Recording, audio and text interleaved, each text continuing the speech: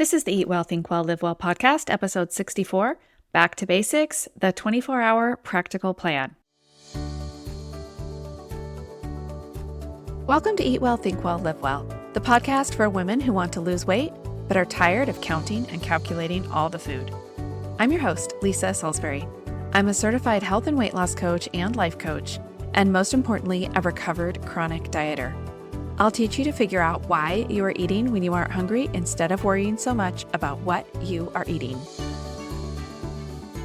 This is the second in the Back to Basics series I'm doing here in October. I'm bringing back some tools that I published episodes on way back at the very beginning of the podcast. So I know a lot of you weren't listening then, and for those that were, thanks. And it's always good to review the basics and make sure we have those down.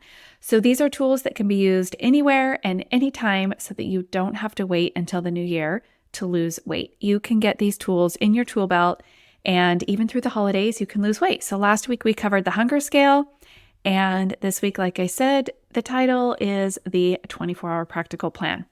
So here's the thing about the podcast. I really do hope that you lose your first 5 pounds listening just to these episodes. It's honestly my aim for you to see success with the tools I give you here for free each week.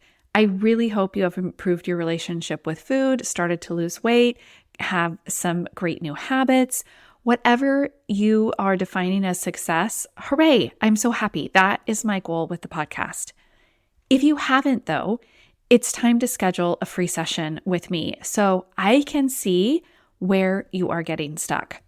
I want to introduce you to my limited time offer, the Get Unstuck session. This is a 50-minute session on Zoom that is completely free for you.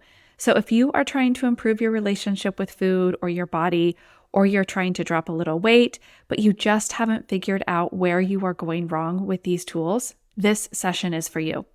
These concepts can be difficult to implement all by yourself when all your life, all you've ever been given is a calorie count or a macro count or a food list and then sent off to do your best. Here's a meal plan, eat all of this and you'll lose weight. Hit these numbers and just like magic, you'll be cured. They never tell you though what to do when you have a bad day or when you feel like there just aren't any, quote, good choices on the menu, or maybe just when your willpower has run out. I want to help you take a look at your thoughts and also your current food journal. If you have that, definitely bring that to this session and see where we might be getting stuck at either a plateau or maybe you're just unable to even begin. I have 10 slots on my calendar in the next 5 weeks, so they are pretty limited. If you don't see something that works for you, please feel free to email me and I'll work with you to open up a spot. Let's get to today's Back to Basics topic. It is the 24-hour practical plan. So that is what we're going to talk about today, the what, why, how, and when of the practical plan. This is a tool that I recommend to all of my clients, and basically it's all the food you're going to eat for the next 24 hours. It can be written down in a notebook or digitally on your phone, like in your notes app, as long as it's not in a diet app that requires you to give an amount in order to track calories or macros or things like that. We don't need to do that. So just a list of what it is you are planning to eat is all that this entails. One of the key features here is that you do not need to write down the amount that you are going to eat. That's where this really differs from things like where you project your macros when you're trying to plan that out, what you're going to eat, make sure everything fits into a certain category, or if you have in the past tried to calorie count or point count, all of those kinds of calculations, a lot of times you'll write down things in advance and calculate them to make sure you have enough. That is not what we're doing here. All we're doing is writing down the food that you are planning to eat. It should read sort of like a menu. Oatmeal with berries and sprinkled nuts. A sandwich with turkey, cheese, mayo, and avocado. So it should read like a menu, like you see the ingredients, but not super detailed, like a tablespoon and a half of mayonnaise is going on this sandwich. You're going to use your hunger scale and the physical cues that your body gives you to determine the amount to eat. So we covered that last week in the first episode in the Back to Basics series. So listen to that if you haven't already. You're going to use that to determine the amount of food that you need. We just can't possibly know when you create this plan how much food you're going to need in the day. So it's really not helpful to try to lock yourself into an exact amount. You may need less, you may need more. There is one time where we will consider an amount, and we will get to that later in the episode. So that is what the practical plan is. Next up is the why. Why is really the most important thing. Why would we even want to do this? So there's two main reasons. Number one is helping you to have an abundance versus scarcity mentality about food. And number two is about trust. So when we're talking about abundance versus scarcity, one thing that comes up with dieting is a lot of scarcity. Your brain is like, what am I going to eat next? When am I going to get to eat? What if there isn't food that's allowed on my diet where we go to that place? What if I get hungry? All these thoughts can give us a lot of scarcity, which is just the emotion that we're feeling when we think these things. We might call it worry or stress, but what the brain is noticing is that food is scarce during a diet, and we should definitely be worried. When we create a plan of all the food that we're going to eat in a day, it's much easier to calm the brain down when it goes into that what if mode. What if I get hungry? Well, not to worry. Look, this is what we have planned for lunch. Look, this is what we already know is coming for dinner. You can answer that nervous scarcity thought with, I already know what we're eating, and there will be plenty. This sounds simple, but really don't underestimate the power of planning and the effect it can have on these scarcity thoughts. When you have an answer to them, when you can calm the brain and let it know, hey, this is not a problem. We don't need seconds here because we already know what's coming up for our next meal. This actually creates a lot of abundance in our brains. The second reason that we do this, that we create this plan, is to build trust in yourself. This is probably the more important reason, but it depends on how your brain works. So say you decide you're going to have lunch with a friend every Friday. Do you ever cancel on her when you do that?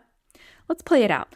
Let's say you and I decide we're going to go to lunch every Friday, and the first Friday comes along and you're waiting for me at the designated restaurant, and I call and I say, you know what? I'm not going to make it. I overslept. And you're like, oh, okay, bummer. Well, we'll see you next week. Next Friday comes, you've arrived at the salad place we agreed on, and I text you and I say, I'm over at the sandwich place. I just didn't feel like salad. Sorry, I'm not going to meet you. And you're thinking, okay, that's weird, but I guess things can be like not appealing one week, but okay, I'll see you next week. The third Friday comes along, and as you're waiting for me at the pizza place, I call 10 minutes after the meeting time and tell you, I got into a Netflix show and I just can't leave now. Do you think you're going to bother coming to lunch the following Friday? I seriously doubt it. Because why? You no longer believe me. You don't believe that I'm going to be there when I say I'm going to be there. You don't trust me to do what I say. If I'm like, no, really, I promise I'll come next Friday. You're like, probably you're not going to. We would never do this to someone else, right? And yet we do it to ourselves day in and day out. We tell ourselves, this time I'm committed. I'm really going to eat better this week. The problem is we're trying to follow diet plans made by someone else. You're saying to yourself, I'm really going to follow this plan. I'm really going to keep my calories in check. I'm really going to weigh and measure all my food and try and meet these calorie or macro goals set up by someone else or even by a computer or an app. When we create our own plans and then follow them day after day after day, we actually build trust with ourselves. Our brain starts to take note like, I guess we do what we say now. The way to do this gets into the next section, which is the how, meaning the way that we start building the trust gets into how we do the 24-hour plan. How we plan is super important because what I want you to do when you first start working on a 24-hour practical plan is to start by writing down what you are already eating. This is partly where I get the name practical plan. It needs to be very practical what we're planning. It might sound dumb to write down what we're already eating. Like, how am I going to lose weight with the foods I already eat? Those are the foods that are the problem, right? It's because first, I want you to be successful at simply following a plan. So let's say you're currently eating 8 small meals a day, and you heard me say in the last episode that I advised eating 3 or 4 meals in a day, eating and then stopping and waiting for hunger, using the hunger scale, waiting until you're hungry enough to eat, and then stopping when you've had just enough. So you're like, okay, tomorrow, 3 meals a day. That's what I'm doing. This is not going to work.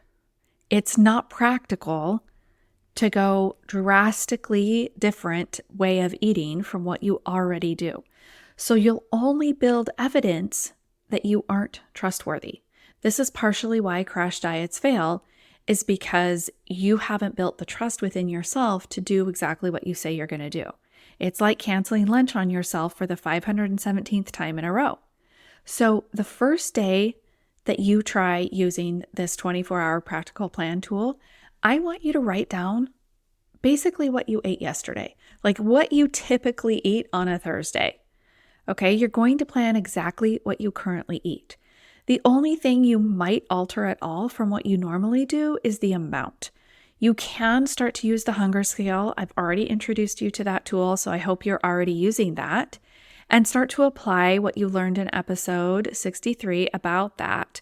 I would encourage you to use that skill first and then start using the practical plan. So plan exactly what you already like to eat or what you're already typically eating, and then use the hunger scale to determine the amounts. So if you plan pasta for dinner, your brain will undoubtedly offer you, sandwiches sound better. That will be faster. You're really hungry. It's about the same. No, don't do that. Make the pasta. If that's what you have planned, make it. If you plan broccoli as your side dish and your brain is like, roasted carrots are about the same. That sounds yummier today. I would really prefer you actually eat the broccoli. I know this sounds like pretty strict, like, well, that sounds like a diet if I've ever heard one. But here's the thing. I really want you to practice with the 24-hour plan exactly. Plan what you want to eat, make it really practical, and then eat just that. Because your brain is always going to offer you a different idea. At the beginning, it's not always. Always is an exaggeration. Eventually, you will get used to it. But especially at first, I don't want you planning like this quote unquote perfect diet day. If you don't enjoy salads for lunch, do not plan a salad. Maybe sometime in the future, you'll try a salad and see if you like it, but don't do it when you're first trying to use this tool. As you start following your plans, like 80 to 90% of the time, then you can start tweaking what you're eating. So start with planning what you're currently eating, and then slowly start making changes that you want to make in your nutrition. Okay? Okay, the next step is when. When should you do this? It's called the 24-hour practical plan. So that means you're planning for what you'll eat for the next 24 hours. But you don't have to do this 24 hours in advance of the actual eating. I think that is one method and one way that this tool is taught, but it's not how I teach it. So if you are more of a night owl and you like to maybe not think so much in the morning, take 5 minutes in the evening after dinner or maybe right before you go to bed and create your plan for the next day. If you do better in the morning like I do, you'll want to start your day with creating your plan. That's a great time to do it. I just always make sure I do it before I eat breakfast. Alternatively, this doesn't have to be done like morning or evening for a full day of eating.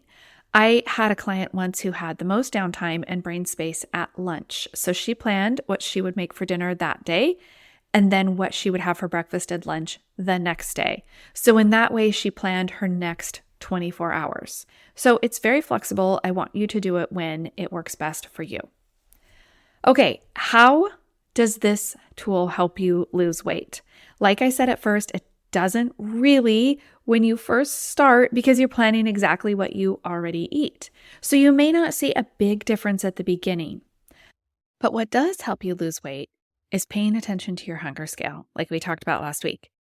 When you combine learning to trust yourself doing what you say you'll do, with the abundance of having plenty of food planned for the day, then following your hunger scale cues by eating when you're hungry and stopping when you've had enough actually becomes much easier to do. Because as you learn to eat what you say you're going to eat ahead of time, that builds your trust. It also builds your relationship with yourself and helps you be more in touch with your physical hunger when you are building a relationship with yourself by trusting yourself. So it all is these two tools are really wrapped into each other because you can start trusting your physical cues more when you're doing what you say you're going to do. So planning on its own doesn't create weight loss, but planning, feeling abundant, trust, along with paying attention to your body, that's what creates the weight loss. So we've covered the what, why, how, and when for the practical plan. But what if you want to eat something that's not on the plan? That is what I call a craving, and figuring out what to do with cravings is coming up in our next Back to Basics episode. One more thought too, though, on why this works that I want to be sure to bring up is that when we plan, we are using a different part of our brains than when we walk into the kitchen and wonder what sounds good. So when we're planning, we're using our higher brain. Some people call it the prefrontal cortex. Some people call it the human brain. When we're eating on a whim or just eating what's in front of us or eating what sounds good, that tends to be mostly your lower brain. Other names for that lower brain would be the animal brain. Some people call it the lizard brain. That's like in opposition to the human brain. I particularly like to call it the toddler brain because it definitely screams at me like a toddler sometimes. When you're eating things also out of habit, that's also one of those tasks that our lower brain has grabbed. We've delegated it down to that lower brain to make it more efficient. And eating is often one of those things that we delegate down to the lower brain. So this is normal and exactly the way your brain should work, which is fine. But when we want to make plans for our future, we do that from our higher brain. So here's an example of what I mean here. Do you think that there's any chance that you're going to write down a whole bag of chips on your next practical plan? You're not like, okay, tomorrow I'm going to watch TV, so I'm definitely going to have a bag of chips, a box of cookies, and then I'm going to have dinner after that. This is unlikely, right? That's why we want to utilize our higher brains to make our food decisions. When we use our higher brain effectively, we are better able to focus on our goals, our long-term commitments, and make decisions that are in our best interest. Earlier, I said that we do not need to write down an amount of what you're going to be eating. And I said there was one exception to that, and this is where it comes in. I want to bring that up now. The one exception to writing down the amount is if you're going to put something on your plan that is typically something you overeat. Like, for example, that bag of chips, box of cookies, those kinds of examples. Typically, something you have a hard time stopping with is something that would be considered highly palatable. So if you're like, well, when I open a bag of chips or if I plan chips with my sandwich at lunch, I have a hard time not eating the whole bag. In that case, you might want to note down, I'm going to serve up, 2 handfuls. Or another really effective way to do this is to use a particular bowl. I'm going to use the blue bowl in my kitchen and fill that, and that's the amount of chips I'm going to eat. If it's something that you notice that you do overeat or that your brain is telling you it's hard to stop, that's when you want to give yourself an amount just to have a guideline. We do this because sometimes our hunger cues are a little difficult to read when the food is highly palatable, which just means we're getting a big dopamine response from those items. So when we're eating those foods that give you that big concentrated dopamine response, because they're concentrated foods, those are the things we want to just put down an amount for so that we have a guideline from our higher brain on how much we truly want to eat. Because that higher brain keeps in mind our body and how we want to feel afterwards. That higher brain is way better at this than leaving it to the lower brain in the moment. And that's the part of the brain that gets to be in charge when we're getting all of this dopamine hit from those highly concentrated foods. So it's just helpful to have a little guideline for those types of foods. I want to tell you too about a success story that specifically involves the 24-hour plan. I've noticed that clients that meet their goals are the ones that do the 24-hour practical plan. I do have clients with a lot of resistance to this planning. So if you're listening to this and thinking this sounds really hard, or maybe your brain is like, that's just way too much work, I get it. Like, it's not easy. I'm not saying that this is just no big deal. But what I am telling you is that I believe it's the key to success. If you're truly interested in making a difference in your nutrition and making a difference in your current weight, I promise you this tool will be instrumental for you. I can think of this one client that did not miss a single week sending me a food journal, which means that she didn't miss a single week doing her food journal, doing her plan, and then following her plan. She sent it to me. It was clear what her plan was, and then she made notes on it if there were ever any changes, and changes do happen. So, things happen. We work together in that client-coach relationship, working on why things were changed. But when you are following your 24-hour practical plan, 80 to 90% of the time, that is on plan. That's basically what I consider following it perfectly. She did follow her plan 80 to 90% of the time. She did make a plan every single day. She wanted to make a change in the way her body shape was because she felt like she had bloating, which was giving her a bigger waist circumference than was proportional to her body. So she didn't set a weight loss goal, but in following this method and paying attention to her hunger scale, what she realized was that she was slightly overeating, which she felt like was actually causing her bloating. And she was also choosing things that she wouldn't normally choose if she was planning ahead with her higher brain. So some of those food choices were also causing some bloating. So in order to effectively change that bloating that was happening in her body, she chose foods on purpose that she knew worked for her, and in the process ended up losing 10 pounds. So this really is a tool that works. Lastly, sometimes planning can feel overwhelming. So I do have a guide to help with that. It's called my Go-To Meals Guide. It's been available for a while, so I know a lot of you have this. If you don't, be sure to get it soon. I'm going to be taking it down pretty soon and creating something new for you guys. But these are meals that you can use on a rotating basis that are always on plan. It's all explained in the guide, but basically, you don't have to plan every single meal if you have these go-to meals. So, like for example, I don't really ever plan breakfast because I have 3 go-to breakfasts and I just choose from one of those. So I don't have to write that down every single morning. So it also helps when I walk into the kitchen and I'm like, ugh, I've never made anything good. I have no idea what to eat for lunch. Like, check your go-to meals. You actually do make good food. When you first try to create a 24-hour plan, you're trying to do something new, right? So when you create these go-to meals, it helps you to always have some good choices. So there is a list of mine in this guide, and I've also included a few of my favorite recipes for some of my go-tos, including my favorite protein oatmeal. I eat this probably, 7 out of 10 days, pretty often. So grab that guide. The link is in the show notes. And lastly, consider getting scheduled for one of my free Get Unstuck sessions. Those are available for the next 5 weeks if you want some really personalized help on these back to basics tools, especially. As always, thanks for listening to the Eat Well, Think Well, Live Well podcast.